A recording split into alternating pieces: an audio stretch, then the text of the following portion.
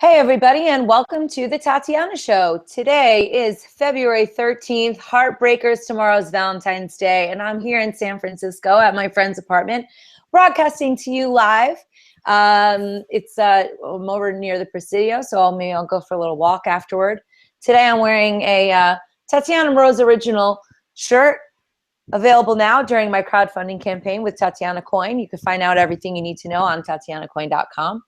I'm joined today with my good friend Josh from Voltaro. Josh, how are you today? What's going on, bud?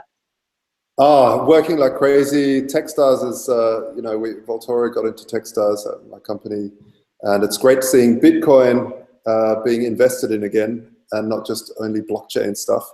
So actual Bitcoin companies. So yeah, it's very exciting. It's exhausting, but it's amazing. And I'm totally super excited about Tatiana Coin coming out as well. That's, it's been a long time in the making. You are really a pioneer in the whole industry of liberating artists from these clutches of these record labels that have really controlled the game for so long. And people go, artists don't get paid if you're stealing the music and all this stuff. But really, the big problem was that even if the artist got paid, it was like a little tiny handful out of the millions of amazing artists out there. And so you're coming along and allowing a new type of funding model for artists, which not only allows people to take part and own a little piece of the artist, but also be able to unlock amazing little things like cheaper tickets or interviews or direct contact to you. It's such a really cool idea, and I really wish you all the best. Well, thank you. I appreciate that very excessive long compliment. I wouldn't have given it to myself, but you've done the selling for me. Am I paying you commission or something? No, it's literally a very cool idea, because it's not this like pump and dump type of coin. It's not like a coin where you just buy a fake coin. It's literally, if you like an artist, it's not like you're going to get rich off a coin. You buy the token, or you get some token when you buy an album, or it helps you crowdfund the next project that you do. But instead of just sending money to you and getting maybe an album, you also get a cryptographic token that you can use to unlock things in the future and trade if you want to. And I think it's a really, really interesting idea. Well, I'm excited about it. We just launched it last week on the 9th at the blockchain event down in Fort Lauderdale. So I was hanging out with Shadon from Chain of Points and David Waxman, Wax and PR. And so we did this event down there. So that was really cool. I gave a presentation about token.fm, which they're not really launching until the end of March, early April. But it was cool. And there was this one guy in the audience who was kind of really giving everybody a hard time, and I was expecting a hard time, but he really, really liked it. So I don't know, it's glad to see that people see the utility and also understand the importance of free speech for artists, because if there's only one kind of artist being made, then there's no variety to kind of push things forward. So I appreciate that. I'm excited. So yeah, people, if they're wondering if they want to find out more, they can go to tatianacoin.com and you can buy your own Tatiana coins, or you could buy prizes and spread the news. We have a lot of stuff going on today. I'm very excited. Oh, by the way, I'm going to be having a lot of music guests over the upcoming month. So we're going to get Benji Rogers from the Blockchain project, which I thought is really cool. Adam Levine from Tokenly, we're going to get him on here. Courtney Harding, Megan Wright. But what was cool over the weekend was that I was on, so Sovereign Tech is a good friend of the show, Brian Sovereign, and I was just on Sovereign Tech over the weekend. So we had a really good episode. So if people want to check it out, they can go to sovereigntech.com, Sovereign with a Y. Awesome. In there, Sovereign. So I'm excited for our first guest because Bill Barhydt reached out to me probably, I don't know, in sometime the end of last year. And he wanted to tell me about what Abra was. And I was not really very familiar. And when he told me, I've been going around telling everybody about it because I think it's a super cool invention. And it solves a lot of problems. Fingers crossed, I hope it does. And he's going to tell us all about it. So let's bring our first guest of the show, Bill Barhydt. Welcome to the show. Hey, thanks for having me. Very happy to see you here. Yes, I was so impressed with our call that time. And for people who don't know what Abra is, maybe you could give me, a little overview before we dive right in. Sure. So the idea behind Abra is super simple. We wanted to have a single smartphone application that would allow you to send money between any two phone numbers in the world.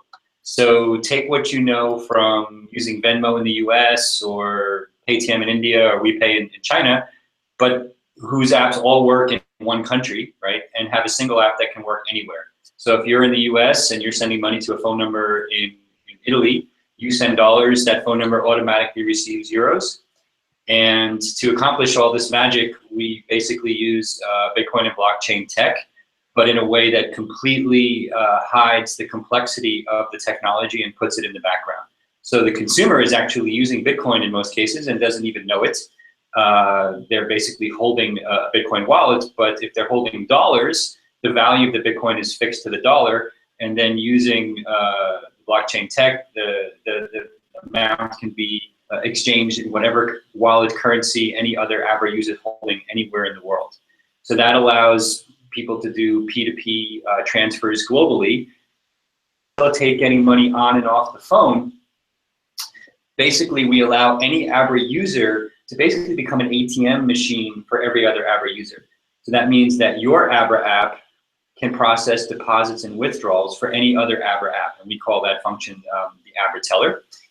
And that allows cash users to get money on and off in different countries in their local currency, or in different currencies. I'll explain that later. And then in the US and the Philippines, we're also testing bank rails for buying and selling the digital cash on and off your phone. So that means you can ACH the money on and off your Abra app if you're in the US, and we hope to roll that out in more countries this year. But we're primarily focused on the cash consumer right now. And one of the really cool... Oh, go ahead. Yeah. I'm sorry, I didn't cut you off. No, I was just saying, one of the really cool features that we're launching when we flip the switch globally in the next week or so is this idea of a Bitcoin user being able to use Abra to send money to somebody who has no idea what Bitcoin is. Right, so that's a perfect use case probably for this audience, right? So I've been espousing the tenets of Bitcoin from the hilltops, and everybody's giving me, the glossy look where they're looking at the white wall behind me. But now you can actually send them Bitcoin and say, hey, just set up your Abra wallet in dollars, and you're going to receive money, and you're not even going to realize until afterwards, I just sent you Bitcoin, and you didn't even know it. And I think that's one of the really cool things about this, is it's going to allow this whole kind of global evangelistic audience of Bitcoin users to show their friends now that they can use this tech in a way that's as easy as, as typing an email, right? And so I think for the first time, and by the way, it works the other way too. So if you're sending dollars to somebody and you want to receive Bitcoin, you as the sender won't even know that the recipient received Bitcoin. So it works in both ways. That's part of what we're launching when we flip the switch globally here. So back to your question about the tellers and how that works. So if you have the Abra app installed, you have the option of going to the menu function and registering to become an Abra teller. It's like if you're using the Uber app, inside the Uber app, you can register to become a driver, and they'll contact you and set you up, provision you, probably test you that you have a real driver's license and that you've never been arrested and all that other stuff. So once you become provisioned to become an Abra teller, you show up in the map as being a teller in the area that you registered. So I'm here in Mountain View, so I could register as being a teller in Mountain View, and somebody who was looking on the map, they would find Bill, and they would say, oh, so Bill basically buys and sells digital cash on and off the app, and he charges the following fee. He charges 1%, maybe, or 1.5%, and a fixed fee of $1, right? So regardless of, even if you do a $5 transaction, I might charge you a minimum of $1 to make it worth my while. But if you have to leave your house, isn't that, what if I only want to cash out $100? So then that would only be $1, and I'm not going to want to leave my house in order to do that. So it depends on the market, right? So in the US, we see people doing this for higher dollar amounts for sure. India, China, Mexico, Philippines, huge markets where $50 is a big deal, right? And so we see people meeting in coffee shops, doing transactions from their local convenience store that they own, where they have an Android phone sitting on the counter, and it's basically found money, right? Because if I make $1 on a transaction at a huge margin, and I can do that all day, and it's just found money in those, let's call them, for lack of a better term, developing markets. Like I said, that's a big deal. So each country will have a different model for this, but it works everywhere. It just may work in slightly different ways with a slightly different average amount in different countries. Right? So, go ahead. Just wondering what happens if the Bitcoin network, it's filling up, sometimes gets a lot of traffic, and we're still trying to develop the scaling solutions as a community. How do you deal with that when sometimes a transaction takes maybe 12 hours to confirm? Yeah, for sure. So we're really smart about this from a consumer experience perspective, as well as what's going on in the background. So let me address both. From a consumer experience perspective, if I send money to you, my phone is effectively publishing a transaction to the blockchain. You don't have to know that, but that's basically what's happening. So the recipients get the notification to their app immediately, in real time, right, via Android push or iOS push. So they'll see a note that says, okay, if I just sent you $50, your balance is now 50, but you don't have any available balance yet because the transaction hasn't been accepted by the network, which means going through a certain number of block cycles where the transaction has been accepted.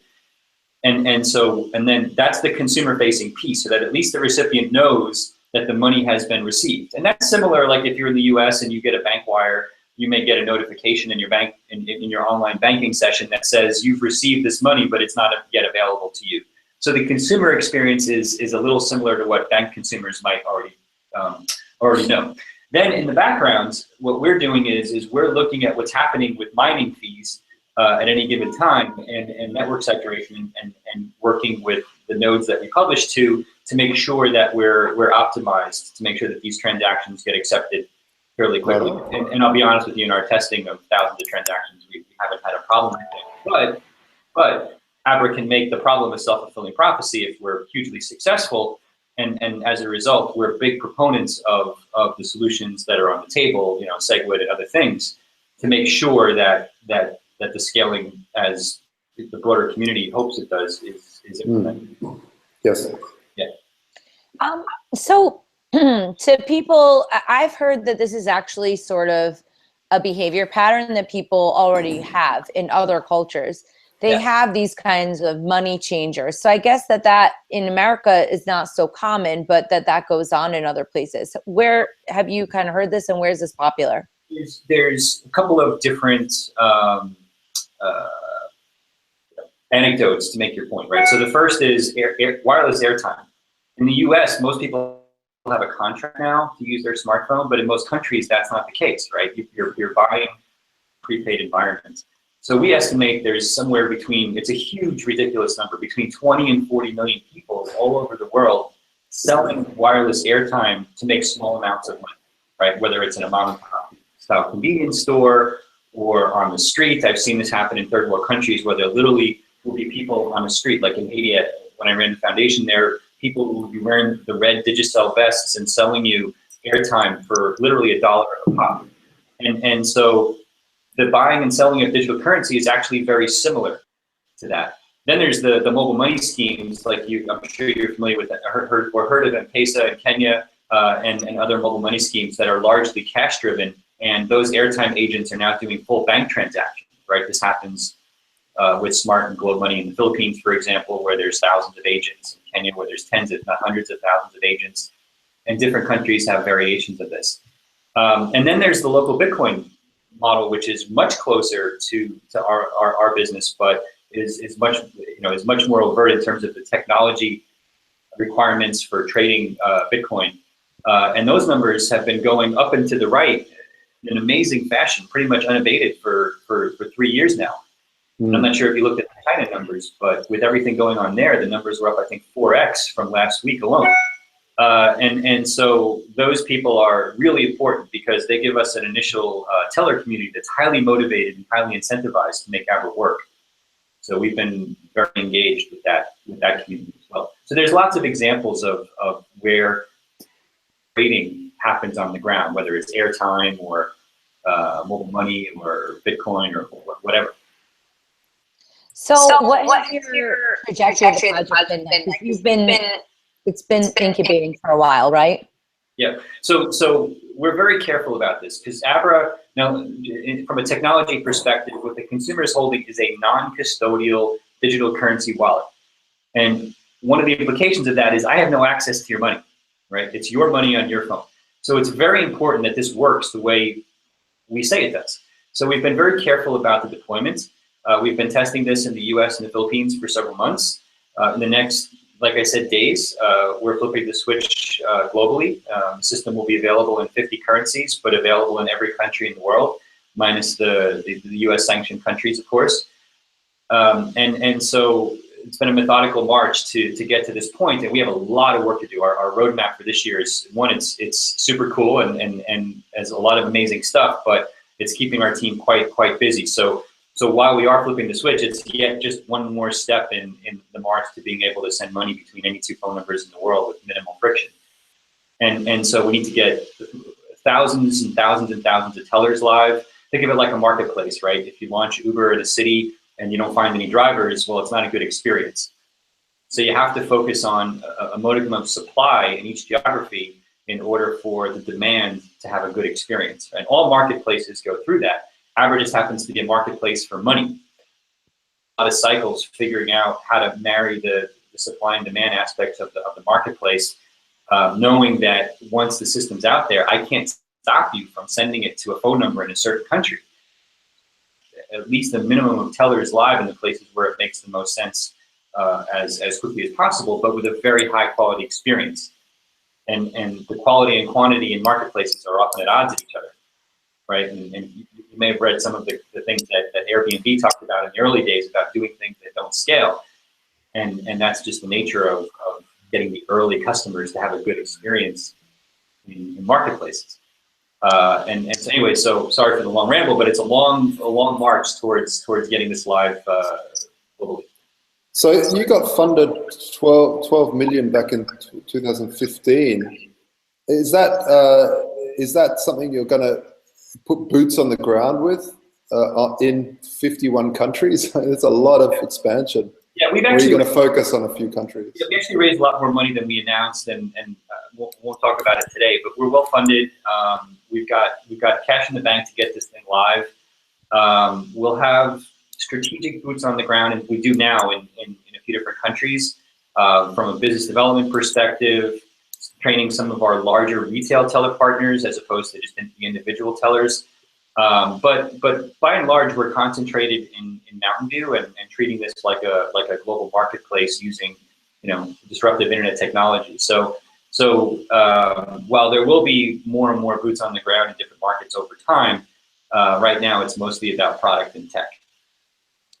Have you guys partnered with anybody in the Bitcoin space at all, or has it just been your own initiative kind of trying to go outward instead of kind of networking within the community before hitting the road? Yeah, we have a few people, including myself, who are very active in the background of the Bitcoin community, very active, and we want to be really good stewards of the community. Everything from scaling issues that you brought up to what are the best practices, security wallets versus exchanges. Anyway, constantly involved in these discussions and meetings. From a partnership perspective, we have not done anything of any large scale with anybody else in the space. We're open to it, but right now we're so focused on just getting Abra live that we need to get our own business going first. So what are the first areas that you think that you're going to put your concentration in? Is it just across the board, or do you have kind of areas that you're concentrating in? Yeah. So there's a couple of things we're doing, right? So good question. So first, on the local kind of individual teller front, meaning I have a smartphone and I want to become an Abra teller, we're getting a lot of inbound interest from people who are Bitcoin traders to become Abra tellers. Now, this is extremely complicated because, as I said, the consumer doesn't have to know anything about Bitcoin. So let me give you a use case that we're actually deploying with Bitcoin traders. And we have a community team that's talking to literally hundreds of them and is onboarding them, again, in a process that's not dissimilar to the Uber driver onboarding process. So I'm in Argentina, and I'm a Bitcoin trader in Argentina, as an example. Now, as a consumer, it might behoove me right now to hold dollars on my phone as opposed to Argentinian pesos, because I may believe that the value of my pesos would be falling at 1% a week. So I'd rather use Abra in dollars. But every once in a while, I need to get pesos in my hand, right, as opposed to dollars. So how would I do that? Well, if I go up to an Abra teller and I want to make a withdrawal, I can tell the teller, hey, you don't even know what's on my phone. You don't know that I'm holding dollars, but I want to withdraw a certain, let's say 5,000 pesos. Sorry, I apologize to you. I don't know how much that is in dollars. But if I want to withdraw 5,000 pesos, what's going to happen is the teller app will make a request from my phone, right, which will convert the request to dollars. Teller doesn't even know it, and the consumer doesn't know that the teller is holding Bitcoin. The teller app will then convert that to Argentinian pesos minus their fee and hand the pesos to the consumer. So what you just did is you just did a dual real-time foreign exchange conversion from digital dollars to Bitcoin out to pesos, and neither the consumer or the teller knew anything about the complexity of what was going on behind the scenes to make that happen. And the advantage, why should the local Bitcoin trader, the cash trader in Bitcoin, care about this? Well, right now, while that market is going up and to the right, and I'm a huge fan of what they've accomplished as a network, it's limited to people who only know what Bitcoin is. Trade Bitcoin with somebody who you know wants to trade in Bitcoin. Well, what I just did with the example that I gave you is I opened up that Bitcoin trading audience to every consumer in the world who's never even heard of Bitcoin. Because if I need to basically get dollars off my phone in the form of pesos, I didn't even know that Bitcoin was involved, or I didn't have to. If I did, it's fine, but I didn't have to. So now you've taken that audience of Bitcoin to Bitcoin traders, and you've now opened it up to Bitcoin to fiat, right, in a way that magnifies the potential for their business thousandsfold. And so the people that are involved in that trading have figured this out and are saying, wow, Abra, you have the potential here to make me a lot more money than what I'm currently making just as a trader. So how are people going to learn about it, though? I mean, I like so many things about this, but how do you think that, or do you think it's going to be the traders that are going to set the trail ablaze, so to speak, and then other people will follow? I do. I think there's a few different things. I think there's a lot of speaking, there's a lot of PR, it's conversations like this, which we love. We love talking about the humanitarian aspects of this, no doubt, but there's no silver bullet, right? It's one teller at a time, it's one trader at a time, it's one transaction at a time. It's, Brian Chesky from Airbnb calls this doing 1,000 small things 1,000 times. It's like compounded interest, right? So you have to do these small things over and over and over and over again to get the flywheel moving.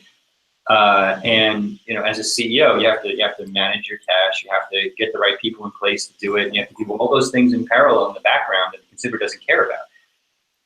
And that's what we're doing. So yeah, I think it's going to be a lot of traders basically trying to open this up to people who may just be investing in Bitcoin for the first time. People who want to basically send small dollar amounts, right? So one of the advantages of the Abra model is that you would never use a bank wire to send $25 because it would cost you $20, or it may even cost you $25 to send $25. Well, with Abra, that cross-border transfer is free. So I perceive a lot of people testing Abra with the $10 to $50 transaction that's completely untenable using bank networks right now because of the fees. What sort of KYC do you need to, like, let's say I want to send some money to the Philippines. What sort of KYC do I need, and where do I start? Right. So think of the Abra system as being rules-based. So whether it's a teller or you're using our ACH, every touch point in the network will have rules. So in most countries, the buying and selling of Bitcoin, for example, for cash is not regulated. So there's probably minimal to no KYC requirement there. In the US, FinCEN does regulate buying and selling of digital currency as a money service business. And so tellers are probably obligated then to register with FinCEN and check IDs. And it turns out that there's lots and lots of local Bitcoin traders who have registered with FinCEN and are now, writing down and checking IDs and in some cases keeping the transaction volume under a certain amount so that they don't have to, file reports, or if they do, they're filing SARs or whatever. Every country has a different set of requirements. And Abra basically will work with all of our partners on the ground to make sure that they're in a position to follow their own requirements in their own markets. And you've got a map on the website, I presume, of places near you that I can go to and deposit. It's in the app. So if you're using the Abra app, right? So right now, where the app is being used in the Philippines, if you go to the teller function in the map by pressing deposit cash or withdraw cash, and you scroll over to the Philippines and you just move the map anywhere in the country and redo the search, you're going to see tellers everywhere. Great. And so our goal is to take that model and blow it up for the whole planet. Good. Sounds amazing. Right? Doesn't it sound cool? I feel like it's going to make things a lot easier. I'm very excited about this. So when can people start actually doing this? Because the deployment, I think you guys made a big announcement in Miami. So tell me, Abra in Q1 of 2017, what can we expect? So look in the next, certainly in February, but sooner, for the app to be updated so that it works in 50 currencies and is live everywhere. People in the US can use it in dollars now. People in the Philippines can use it in pesos now. But like I said, in the next, certainly the next couple of weeks, you'll be able to use it globally in one of 50 currencies. We're turning on now individual tellers in different countries, so people can ping me. If you register in the app and you're particularly a Bitcoin trader and you want to move to the front of the line, just ping me on Twitter or ping Abra on Twitter and let us know. And we're giving preference to those people because we know they bring good liquidity into the system and they know what they're doing. They're used to operating in a cash business. And so our focus in Q1 is getting more and more of that liquidity going with more of these tellers in different markets. And again, but with a high quality user experience. And so, that's going to take us certainly through Q1 and beyond.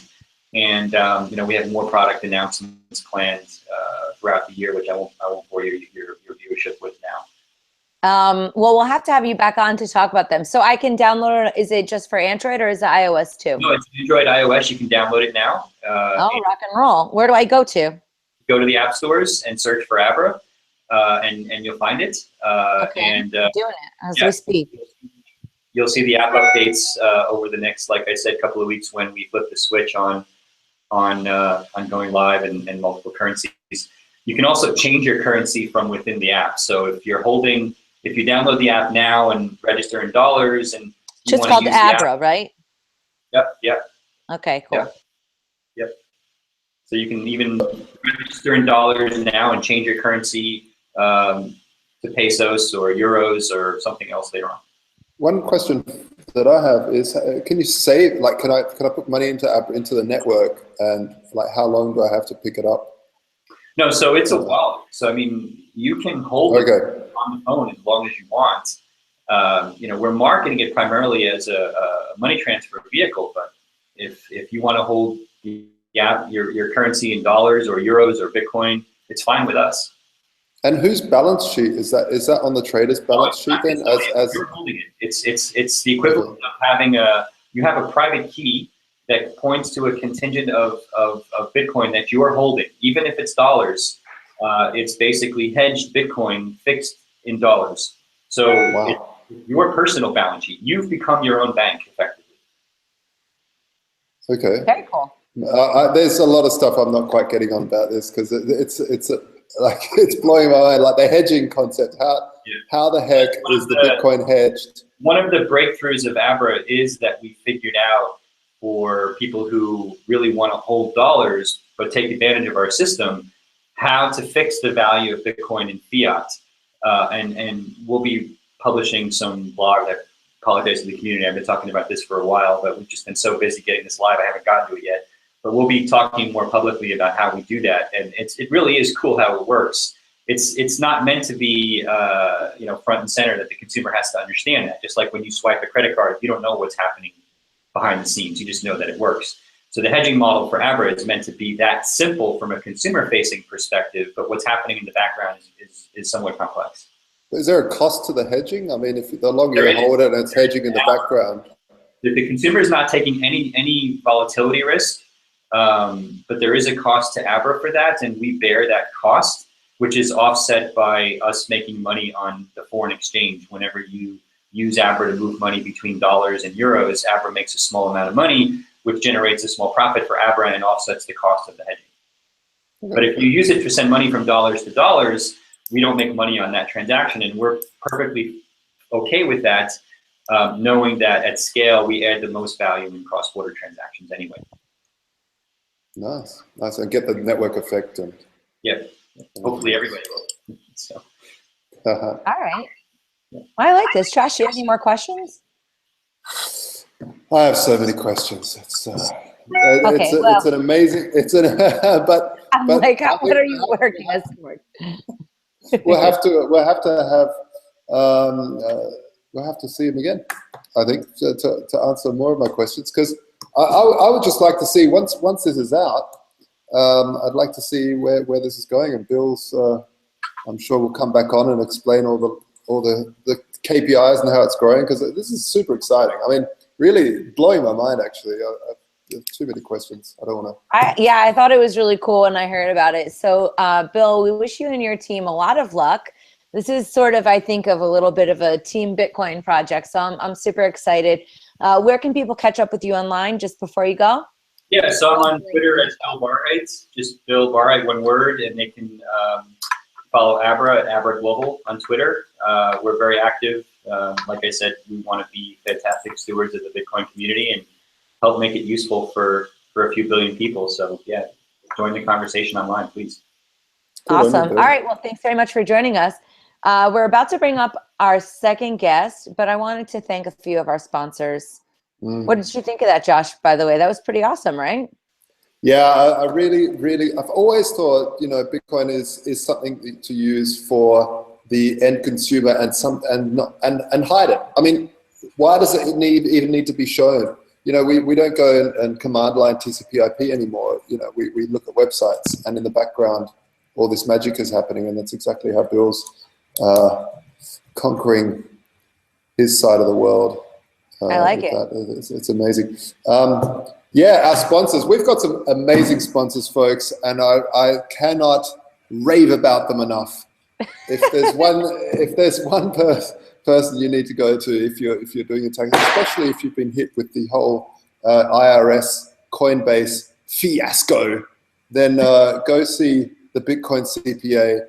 He has been specializing in Bitcoin taxes for a very long time. Written a fantastic book about it. If you want to get your head around it, go see the Bitcoin CPA. Also, Crypto Compare. Tatiana, wait, before we move on, I also want to give a special shout out to Kirk, because he gave me my first big donation with the Tatiana Coin Project, and he deserves some special recognition. He donated $750 for a hangout at the recording studio with me. So, he gets to basically sit in on a recording studio session. We'll order some dinner and hang out and basically have a session. So I think it's a cool prize, but I'm also really glad that he's going to do that. It turns out he has a creative background, and he makes fine wooden furniture, or he used to do it before he started saving us all from the tax man. Look, folks, if there's one thing I've learned in life, it's find yourself a creative accountant. And there you have it. That was very slick. What about our friends over at Crypto Compare? They're building us a Tatiana Show website right now. Really? Yes, we're gonna have a website called thetatianashow.com. There's something up there right now, but it's not very good. So if people go up there right now, don't expect the world, the sun and moon and stars, but it will be ready in the next week or so. So that'll be cool. And Crypto Compare, just to tell people what it is, it's a fantastic site. If you've got a whole bunch of coins and tokens and all, you can check the price and compare each one. We even at Vaultoro, they've taken our price feed. So Vaultoro is a gold marketplace between Bitcoin and gold, physical gold that's sitting in Swiss Vault. And they've taken that price feed, and you can compare every price of every old to US dollars, to gold now, to everything. So you can really keep a track of your holdings and your savings. And it's a really great site for traders and for savers.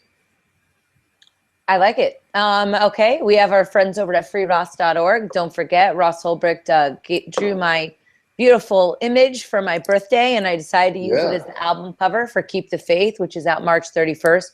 If you want to find out about Ross, go to freeross.org. And let's save the other sponsors for later, because now it's getting a little bit long, and I'm excited for our next guest. Yes. Joachim de Koning is somebody I met over on the beautiful platform of LinkedIn, but he's working on something really neat. And it's a little more technical. So Josh, you'll probably have more questions than I do. I'll kind of let you guys talk, and I'll let you know when it doesn't make sense, because not all of our listeners are crypto experts and they don't need to worry about all that. But there are a lot of great possibilities. So without further ado, let's bring on our next guest. Joachim, join the show. Hi. Hi, how are you? Hi. Yeah, I'm doing good here in the Netherlands. Next to me here is Robert. He's currently working on stuff. He's my co-founder. Is he made of light? Is he God? No, it would be nice if he was, but there he is. They're putting the light. Right. So why don't you give us? Give us the pitch. Give us the elevator pitch. What is the Internet of Coins? Yeah, the Internet of Coins is an environment for personal finance. It's actually crypto personal finance, because we're not focused on fiat money. So what we're doing is we're creating an environment that basically anyone can just log into, and it's going to be completely decentralized. And then they have an overview of all their cryptocurrencies. But not just that, they can also trade them amongst each other without having to go through any central middleman. And now you can say, okay, yeah, that's already been done. And that's true, because if you look at like great initiatives like BitSquare, you can see that there's already trading possibilities. So what we want to do is take it a step further. We want to make it very easy for people to switch between these cryptocurrencies and make sure that they don't have to worry about things like order books or liquidity, which in the decentralized exchanges is currently still an issue. So yeah, we're going to make it possible to trade digital assets and currencies completely peer-to-peer with an easy-to-use interface and the opportunity to earn fees by participating as an allocator in the network. So how fast is this? Like when Mt. Gox happened, me and my brother, I lost a lot of money in Mt. Gox. The first thing I sat down and tried to figure out how to build a decentralized exchange. Unfortunately, at the time, the opcode return codes weren't everything. Technically, it just wasn't really ready, and it was going to be too slow.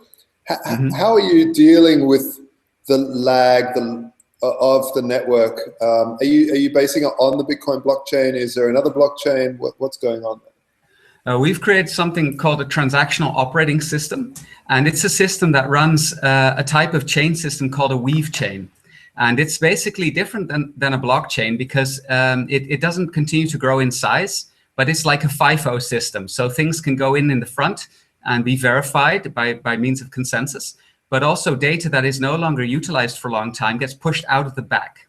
So there have been models in the past like this. If you look at, for example, Freenet, you see that also it's being done there, like a cash system, or BitMessage also does that. So it's not completely new. And what we want to do with that is make sure that all these blockchain ledgers that do keep their data, which for a good reason is being done for financial transactions, it's very important to keep that data, but that they are connected together, but that we don't add to the weight of storage, but instead make it faster. So a weave chain has a lot of these threads walking next to each other, like a lot of these chains that have a FIFO in and out system. And they're being hashed by a central type of a thread, as it were, a strand.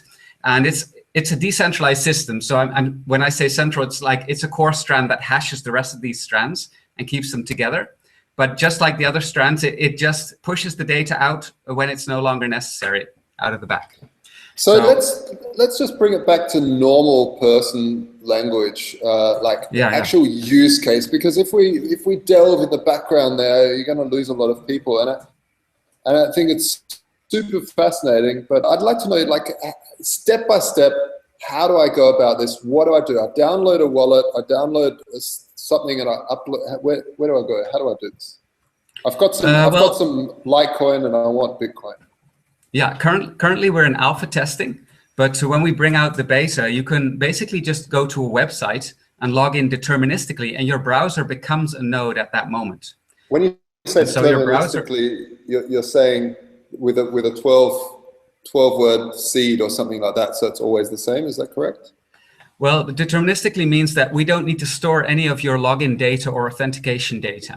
So this is not a new thing either. This concept is already being proven in Bitcoin itself. If you have a deterministic wallet, you can log into something, and your credentials at that moment, in that sense, your key becomes the key to your ecosystem, your environment at that moment. So at that moment, you can create transactions in your browser.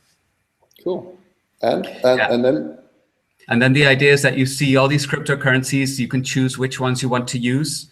You can choose your favorite ones. So we're going to look at the UX experience to make it very easy. And if you want to switch a cryptocurrency from one to the other, you basically don't have to look at order books or set prices. You just say, okay, I want to convert so many of these cryptocurrencies into another type. And it just can be done by the click of a button. So we want to make it real simple. And the liquidity aspect we're looking at, which is currently a problem on the decentralized exchanges, is that we use a mechanism that is called allocation. And it's interesting because when I looked at Abra, they're using something that they call tellers. And what we're doing looks very much like it, but we do it between multiple cryptocurrencies. So we're not using fiat currencies in this case. But it looks very much alike, and so I thought it was very nice, very interesting to see that. And yeah, so I'm very interested also in Abra, and I think I will also start trying that out. But yeah, but as for Internet of Coins, we will be working this from a perspective of a not-for-profit. So our approach is really doing this from the a more grassroots perspective to try and include every potential cryptocurrency user, but also every current cryptocurrency user into being able to use the platform. So is this effectively a decentralized shapeshift? Yeah, it has. We have been compared to Shapeshift in an article, but it does. Yeah, it does look like decentralized Shapeshift in that sense. Of course, in our case, what will be interesting is it's just like Bitcoin. It will be a bit of an experiment because doing this in a decentralized fashion, like we're doing with allocation, has not been done yet. So we have to find out, okay, is it going to work as intended? Or are we also going to run into liquidity problems like other DEXs have had? And so, you know, we're just kind of trying to approach this from a realistic perspective. So we've been working on the decentralized transactional operating system for 2 years. And now we're doing our first alpha tests with a group that have eco-villages here in the Netherlands. And they don't want to work with money. So they're not interested in euros. They want to work with cryptocurrencies only. And so they're a very interesting test group because they just want to try it out and see, can they actually buy and sell stuff with it in the community? That's great. And how are you funded? Well, we paid our way a lot of this ourselves. And we've had a grant from a Dutch organization in the Netherlands. They're called SIDN. And they're the SIDN fund. They've been funding projects that keep the internet a free place. And so we got a grant from them. And that's helped us along a little bit. And now we are also looking for, we're now also doing a fundraiser to try and get the projects up to a higher scale to make sure that we can quickly bring out this UI also to make people use it. Great. Well, Tatiana, this is, my God. Isn't the every time, Bitcoin for the people.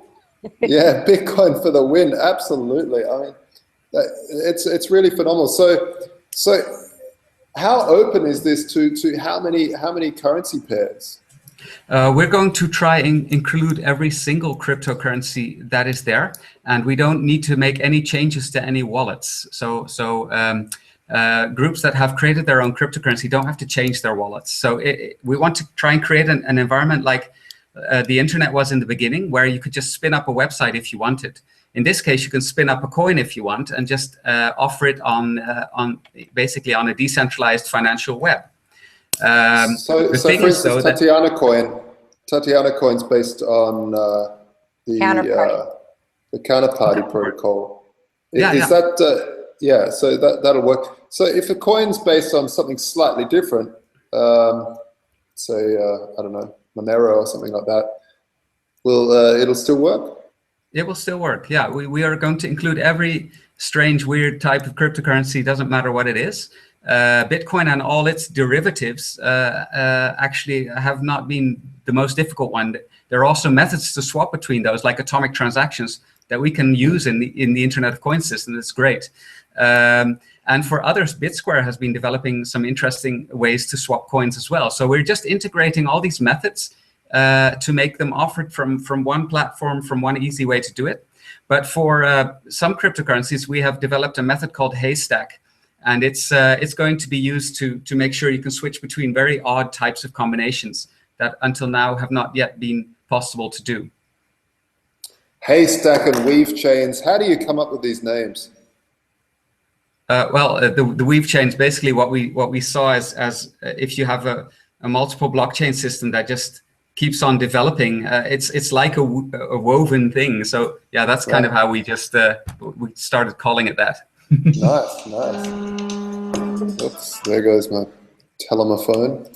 So how many people are on your team right now? Right now we have a team of 10 people, and the alpha test group is about 50 people. Very cool. That's Josh, really I feel like cool. this So is when more can people... complicated stuff. You must have more questions than I do. How? Okay, No, wait, I'd actually, that lends us to an interesting question. How would a regular person even know about this? Why would they care? Well, if they're completely not interested in cryptocurrency, truthfully, they might not even care. But what we want to find out is how can we get more and more people interested in cryptocurrency? So Bitcoin itself, there have been a lot of interesting applications that have tried to draw people into the Bitcoin ecosystem, and I think that's a good thing. And with Internet of Coins, we want to do the same thing, but for a lot of cryptocurrencies.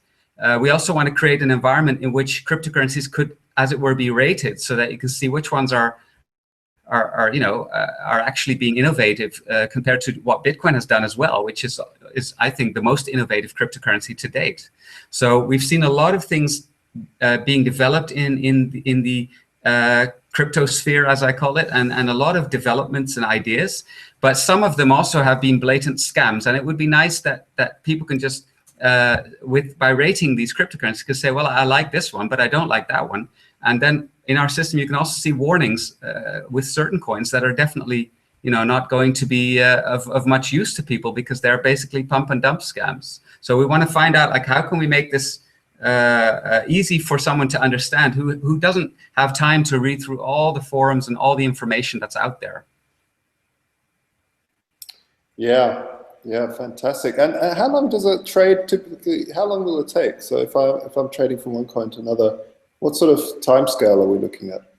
Well, currently in what we've made until now, if you exchange, for example, between Bitcoin and Monero, you're dependent on the blockchain time of the slowest chain. So if, for example, if we don't use Lightning, which currently we're not doing yet with Bitcoin, then it would take approximately 10 minutes to have a completely verified interledger transaction. But with other cryptocurrencies, the block time is a lot faster. So you could say, hey, well, that's not very fast, and that's right. That's something we're working on. But our first goal is to just make it work by itself and make sure it's possible. So for extreme speeds, people will still have to go to the exchanges at this moment. But I do think that that the speed will increase as we keep on developing, and that also that will become less of an issue into the future. Yeah, and I think, you have to wait to load an exchange anyway. Although, once it's there, you can keep trading. And it carries its own risk. That's true. Yeah, yeah.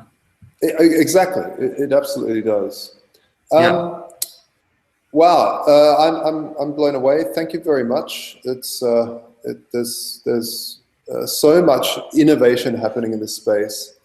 It's really such an amazing time to witness all of this happening. Where can people find out more about this? Who can they follow?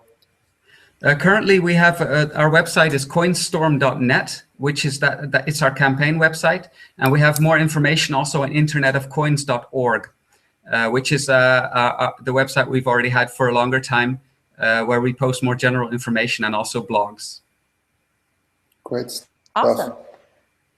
I like this. We'll be sharing about both these projects, I think, on social media and stuff. And people are at home listening to this. You can just click on the descriptions. The show actually airs on Liberty.me, LRN.FM, IPM Nation. I actually just joined Matt on the show there last week, and also Let's Talk Bitcoin. So Joachim, you are our lucky victim for Valentine's victory. I was thinking we should have some sort of a phrase related to the date and then crypto.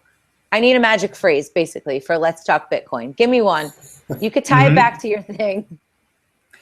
Well, a Valentine's phrase you're asking for. No, it doesn't need to. Well, I don't know. I'm just thinking tomorrow's a day. We should make it thematic, or we can make it about Bitcoin as usual. That would be so original compared to all the other magic phrases that haven't related to Bitcoin. Just saying. Come on, pick out something for us. Well, I'd say love crypto more than 14 times. So if tomorrow's the 14th, then keep loving crypto and do your best to make it a better place. Okay, so that was the longest phrase ever. We need it to be like 3 words. Love crypto. 3 words. I think. Love crypto 14 times. I like that. Yes, and then 14 times will be 14x. So we're going to try and make it a little bit tricky for our listeners. Thank you very much for joining us. We hope to see you on our many travels. Everybody, please keep watching Tatiana's show. Remember, Sovereign Tech, awesome tech show. You could hear me on it. I just did an appearance this weekend. I think you related it back to solving the Bowie problem, which I was very honored to be in such good company. We also have good friends over at thirdkey.solutions.